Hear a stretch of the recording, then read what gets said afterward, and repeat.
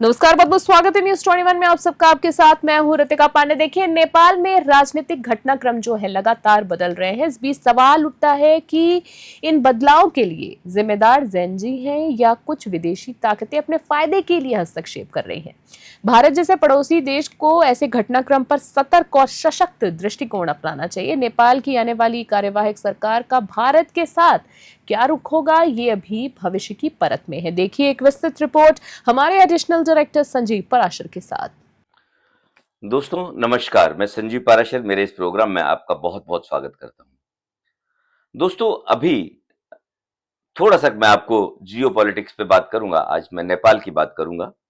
जिस हिसाब से पिछले कुछ दिनों में नेपाल में घटनाक्रम घटित हुआ,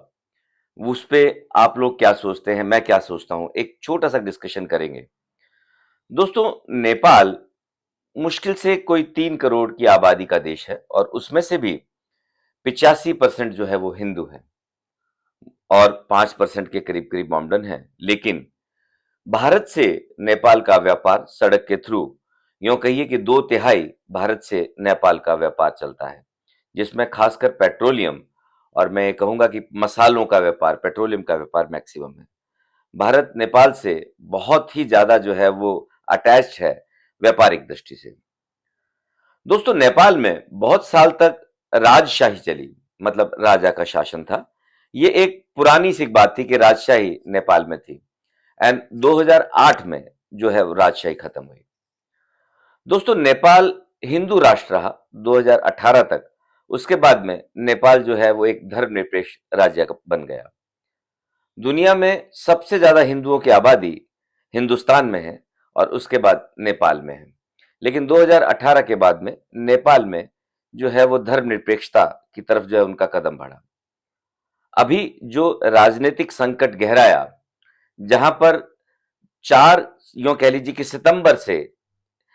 नेपाल सरकार ने सभी जितने भी सोशल मीडिया प्लेटफॉर्म थे उनको एक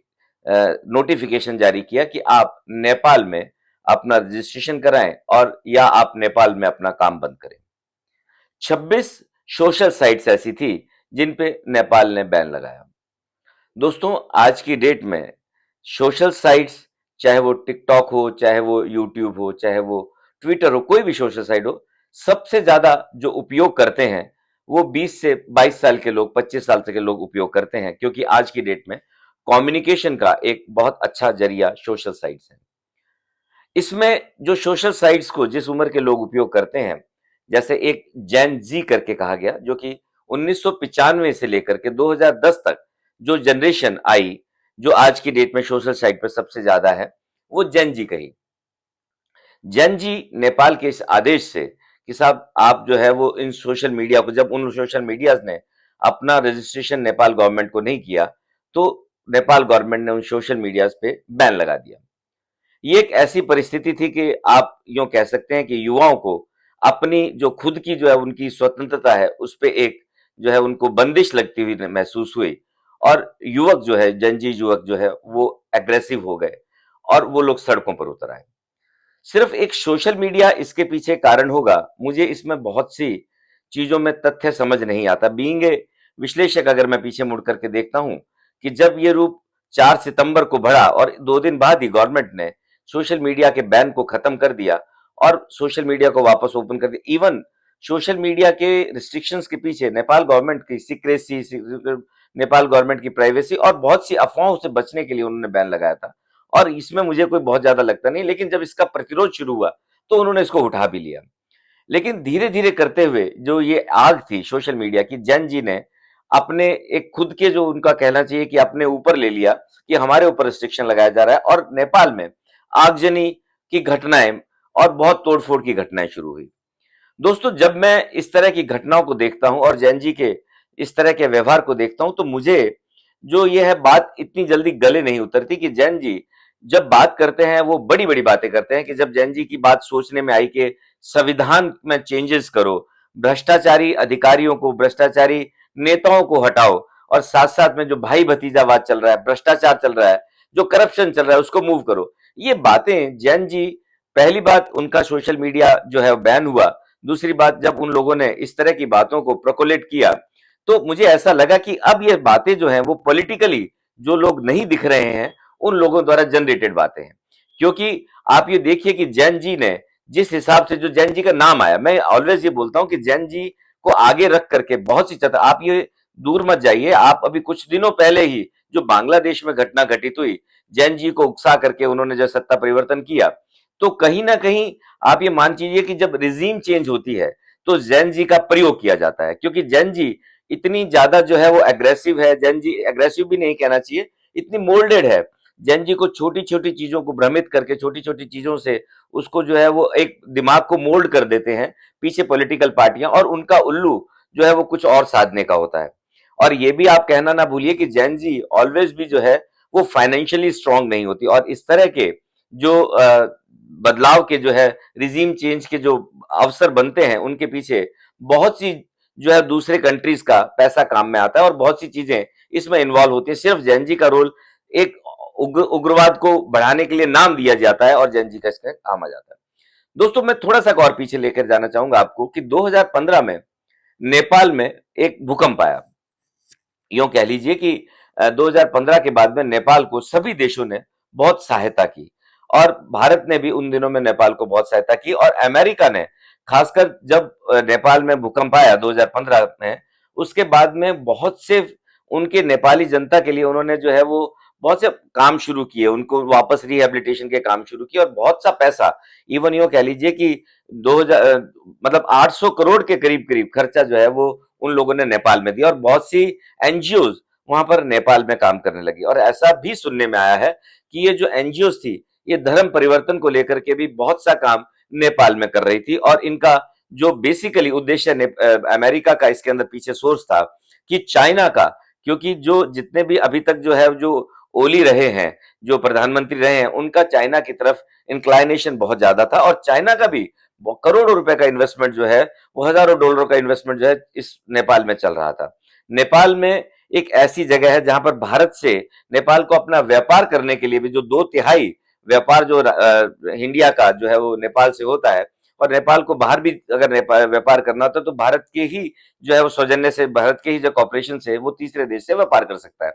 अमेरिका, चाइना और भारत, तीन देश जो है नेपाल में डेवलपमेंट में कह लीजिए या नेपाल से सीधा इफेक्टेड होते हैं। चाइना का बहुत सा पैसा जो है वो इसमें लग गया, और अमेरिका जो है रिहेबिलिटेशन के नाम से जिस हिसाब से नेपाल में, क्योंकि ऐसा माना जाता है कि अगर जो है वो सत्ता चेंज के लिए, रिजीम के लिए पैसा आता है तो एनजीओ संगठन, जिसका कहीं कोई डिटेल नहीं होता, ऐसी जगहों से आता है जो कि विकसित कंट्री ये चाहते हैं कि उनका प्रभुत्व वहां बना रहे, और साथ साथ में जो जनता जो है उनके लिए हम वेलफेयर के काम के आड़ में हम लोग कहीं ना कहीं क्रिश्चियन मिशनरी को भी आगे बढ़ाते रहे, ऐसा सुनने में आता है। और ऐसा जो है वो लोग 2015 से लेकर के आज तक अमेरिका ने 800 करोड़ के करीब करीब वहां पर खर्चा किया। तो आप यूं समझिए कि जेनजी का नाम लेकर के, क्या जेनजी आज जो है वो 300 से ज्यादा जो लोग जो है वहां पर घायल अवस्था में है नेपाल में, और 30 से ज्यादा मौतें हो गई हैं जैन का नाम लेकर के। पूरे राष्ट्रपति भवन को, इवन संसद को, इवन प्रधानमंत्री निवास को, ये सारी की सारी चीजों पर तोड़फोड़ की गई। बहुत हजारों डॉलर का, 4000 करोड़ के करीब करीब अमेरिकी डॉलर का जो है नेपाल में नुकसान हुआ। इसकी भरपाई कौन करेगा? मैंने बहुत से ऐसे वीडियोस देखे हैं जहां जैन जी के लोग जो है वो सामान उठा उठा करके जो है भाग रहे हैं, अपने सामान के साथ भाग रहे हैं। तो क्या आप ये समझते हैं कि जिन तरह के लोगों को ये उकसाया जाता है, जिस तरह के लोगों को ये चीज कही जाती है कि तुम आगे बढ़ो, लेकिन पीछे दिमाग जो है, पीछे फाइनेंशियल बैकअप किसी कंट्री का होता है, पीछे फाइनेंशियल बैकअप के लिए इन लोगों का जो है उपयोग किया जाता है। तो ये सोचना पड़ेगा। अब इसके साथ साथ में एक चैप्टर और निकल करके आता है दोस्तों, कि क्या बहुत से लोग कहते हैं कि अगर जो है ये इस तरह की घटनाएं भारत में होंगी तो क्या होगा। बहुत से नेता जो है इन लोगों ने इस तरह का बयान दिया, लेकिन मैं ये कहना चाहूंगा कि नेपाल की जनसंख्या सिर्फ 3 करोड़ है, भारत 140 करोड़ का जो है वो मुल्क है। जो लोग ये कहते हैं कि क्या भारत में इस तरह का घटित हो सकेगा, उनको ये चीज भी सोचनी चाहिए कि भारत में जितनी भी जो आप ये मान लीजिए कि जो पॉलिटिक्स है, स्कूलों से, कॉलेजेस से हमारे यहाँ पे पॉलिटिक्स शुरू होती है। हमारी जो जेन जी है उनका पूरे देश के अंदर इस तरह का नेटवर्क है, एनएसयूआई, एबीवीपी, फिर उसके बाद में आप पंचायत पे आ जाइए, उसके बाद फिर एमएलए, और इतना हम लोग पूरे विश्व की सबसे पुरानी जो है हम लोग जो है वो लोकतांत्रिक व्यवस्थाओं के सहारे चल रहे हैं। ये संभव होना हिंदुस्तान में कि इस तरह की जो है वो घटनाएं हिंदुस्तान में भी घटित होंगी, मैं पूरी तरह से इस तरह की घटनाओं को नकारता हूं। और उसका एक कारण ये भी है कि रिजीम चेंज करने के लिए जब कभी भी विदेशों से पैसा आता है तो हर गवर्नमेंट को इस तरह के जो जो नेक्सस हैं, जो एनजीओ हैं, और आप पिछले कुछ दिनों में देखेंगे भी कि हिंदुस्तान में एनजीओ को लेकर के मैंने एक प्रोग्राम भी बनाया था। मैंने बात स्पष्ट की थी कि एनजीओ को लेकर के हिंदुस्तान बहुत सख्त हो गया है और कोई भी पैसा अब आज की डेट में ट्रांजैक्शन में आता है तो वो ब्लैक एंड व्हाइट में होगा और एनजीओ को उसका जवाब देना पड़ेगा। और साथ साथ में सोशल मीडिया हिंदुस्तान में जो यूज होता है, जो जेनजी इसको यूज करती है अपने कंस्ट्रक्टिव काम के लिए करती है, और आज भी इसीलिए हिंदुस्तान की जो यंग जनरेशन है वो पूरे विश्व में जो है वो अपना परचम फहरा रही है। इवन अगर आप नेपाल में पर व्यक्ति आप आय की बात करेंगे तो 1.25 लाख रुपए है, सिर्फ 1300 अमेरिकी डॉलर के करीब करीब है। तो आप ये देखिए कि जो गरीब होता है, जो मानसिक रूप से जो है उनको ऐसा लगता है कि हमें कुछ ना कुछ जो है भ्रष्टाचार हो रहा है हमारी कंट्री में, उनको एग्रेशन और तेज हो जाता है। हिंदुस्तान में अभी तक मैंने ऐसा कोई भी कारण या ऐसा कोई भी चैप्टर नहीं देखा जहां पर भ्रष्टाचार के लिए जैन जी जो है इस तरह की एक्शन लेगी और जैन जी को आगे रख करके इस तरह का जो है वो कोई भी पार्टी ये सोचे भी कि इस तरह का भारत में हो सकता है। और तीसरी सबसे बड़ी बात मैं कहूंगा कि अमेरिका, आप यूं कह लीजिए कि